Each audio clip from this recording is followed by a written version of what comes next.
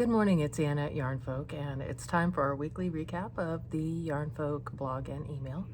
I started out this week by asking for suggestions for a German compound noun relating to the idea of basically biting off more than you can chew in terms of knitting projects. I wound 2 skeins of yarn, took home 2 balls that didn't need to be wound, and had another fully wound skein ready to go in my bag already, with the idea that I was going to start and finish 2 projects and cast on a sweater. That did not happen. I did cast on and make good progress on a secret test knit for a designer. I think that I cast on a Christmas stocking. The stocking is now in progress, and I think I cast it on Sunday. That is a new shop sample Christmas stocking, and I did not cast on the sweater. Considering that I have 2 other sweaters that are not done, that was probably a wise decision. But that's where that wound up, and we had some suggestions, which I can't remember off the top of my head, but I'll also post the link to the blog. My friend Lisa suggested that it was just heat delusions, entirely possible. So that's where we're at with that. A couple of scheduling notes. On, I believe it is June 17th, we're going to be open late until 8 p.m. for the Ellensburg Night Market.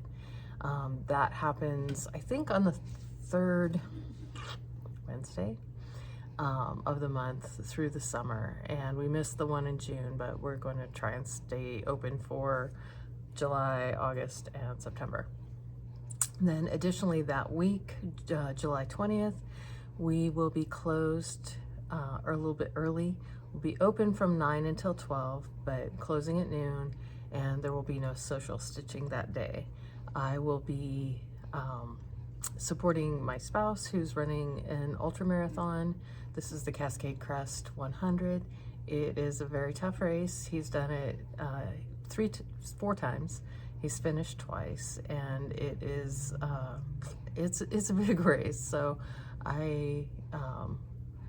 there will be some stuff I'll be doing when the shop is closed, but in order to be there for the last aid station and the finish, I need to leave early that day.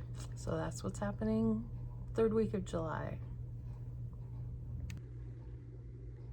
As far as things that are new in the shop go, we have some new, I guess, tools, we'll call them tools, from Kanor, which is a Finnish company. I had been looking for some crochet blocking boards that were a little bit higher quality than some of what's available out there. And these, after a fair amount of searching, I located these. So there are 2 sizes for the crochet blocking boards. This is the small, and then the larger one can accommodate multiple squares or big squares, but it doesn't have the sort of hexagon markings on it. How these work is the small ones have 10 nails that are the right gauge to fit in the holes, and you can block multiple squares or hexagons, whatever you're doing, at once by basically stacking them with a little bit of airspace in between. So that's pretty cool. They also have a metric ruler along the side, etched on the side, and then there is also a needle or hook gauge ranging from 2 millimeters to 6.5 millimeters along the bottom. So those are pretty cool. Then there's also this laser cut needle organizer. So you can see that the needle sizes are labeled. There are 5 holes for each size, and that would allow you to, for instance, put a set of double points there, a pair of straight needles and a pair of circular needles in that size and a crochet hook. There's lots of ways that those can be configured, but that goes from 2 millimeters up to the biggest holes are 10 millimeters, which is a size 15. Then also from Knorr, we're just gonna take a little walk over here, are these very, very charming. These are knitting needle gauges. So you can see on the back, the sizes are laser etched, so you know what size, and those are in millimeters. And then the front is a replica of a cassette tape. This is my Gen X coming at you right here. I love the fact that all of the holes in an actual cassette tape are rendered as functional needle index. So great. So there are 3 colors. There's green and pink and blue plus black. Little handwritten knitting mix. They're only 60 minutes. You know, I would go with 90 myself. But those are really fun. Love them.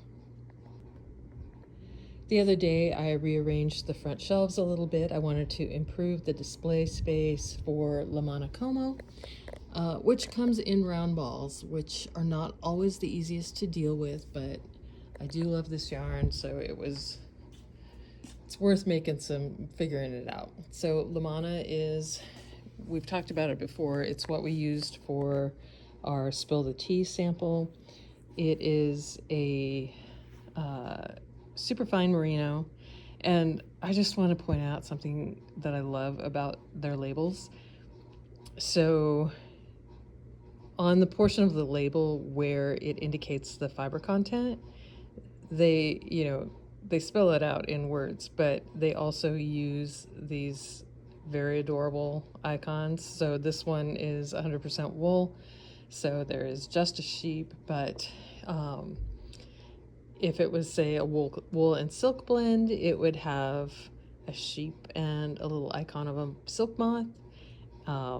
If it had alpaca in it, it would have an outline of an alpaca. I believe that the cotton blends have a cotton ball on them, and I just love the easy visual identification of that. Okay, too long, didn't read. One of the things about this yarn is that it is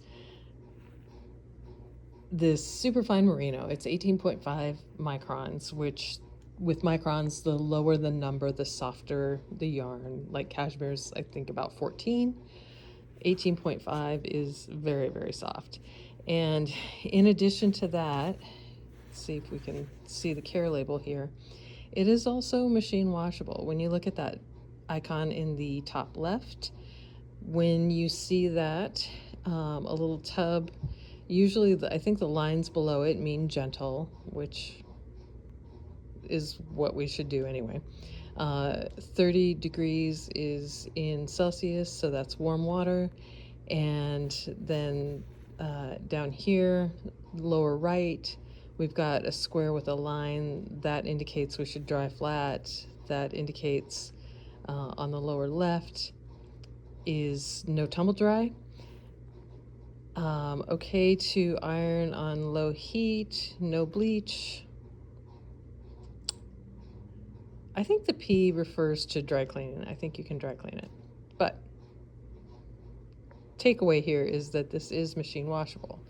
And so one of the things in the inspiration section was showing you some things that ways that people have used this yarn, patterns that have been written for the yarn, ranging from adult garments to accessories to baby things, because you can pop this guy in the wash. And just to sort of prove the point on that, over the weekend, this is a Sophie scarf that I made with 2 different sample balls. They don't quite match, but honestly, when you put this on, it doesn't really matter. I actually kind of want to do one that has 2 more distinct different colors.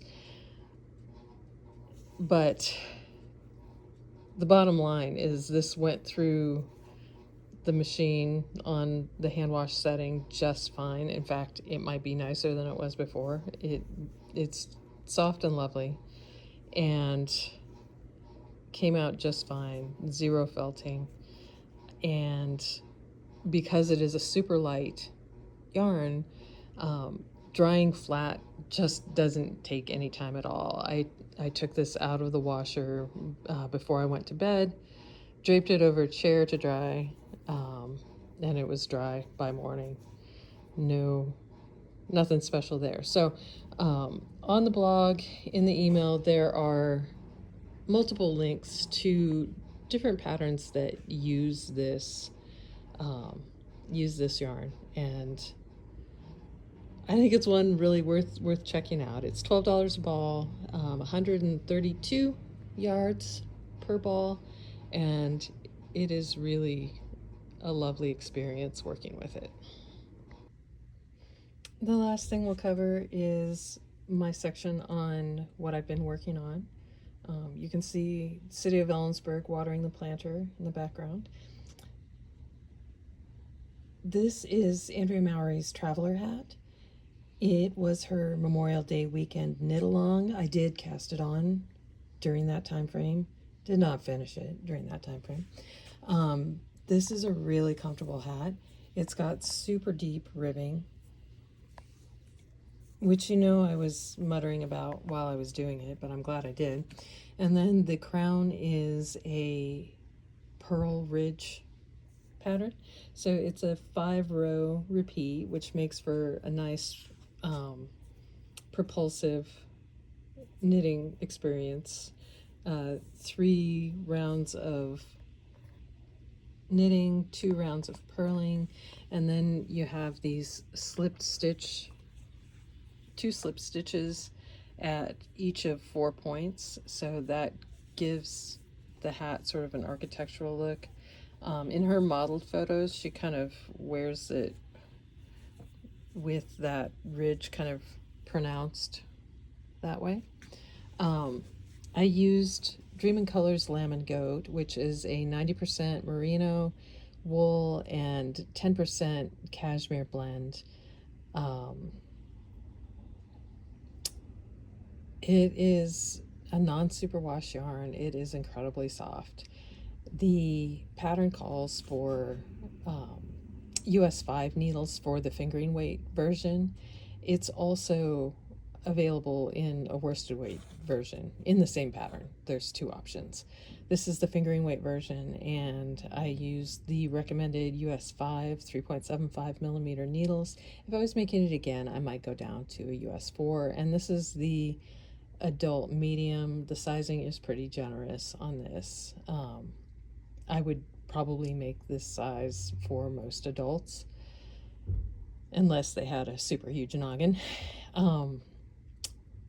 Very comfortable. The ribbing is so deep that it hugs your head, but it doesn't smash. It doesn't feel constrictive, I guess, is what I'm trying to say. And because it folds up so deeply, you've got a really nice double layer over your ears when it's cold. There's enough slouchiness built in. There's a little more slouchiness than the pattern actually called for, because I got a little carried away, and I probably could have started the decreases a bit sooner than I did, but there is plenty of room for whatever amount of hair you happen to have. Not much in my case, but some people have more hair. And the sizing on this goes from, I believe, newborn up to adult large. Again, this is the adult medium, and really pleased with how this turned out. I think it's a really nice use for this yarn. It took 2 skeins. The skeins are 50 grams. So yeah, give that one a try. The Lamb and Goat is a gorgeous, gorgeous yarn. Okay, that's it for this week. Thanks for following along.